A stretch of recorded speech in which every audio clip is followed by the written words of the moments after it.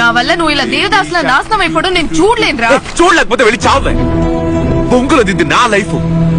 దేవదాసులా ఉంటాను లేక దరిద్ర దాసులా ఉంటాను. అసలు ఇవన్నీ అడగడానికి నువ్వెవరే? నేనెవరా సార్? నీ వైఫ్ సార్. మొగుడు లైఫ్ ని సెటిల్ చేయడం పెళ్ళాంగా నా బాధ్యత కదా. అర్థం చేసుకోకుండా నా లైఫ్ లో ఇంకొక అమ్మాయి అయిన ఆప్షనే లేదు. బయలుదేరతావరా? అదే ఎందుకు లేదు?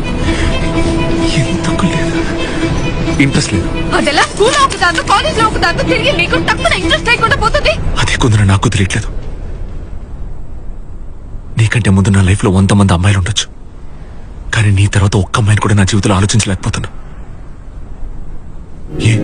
అంతులేని ప్రేమను లోపల దాచుకునేదందు తేలనిదా, గొంతు దాటి వెళ్ళకాగిన ప్రేమను ఆపినదెవ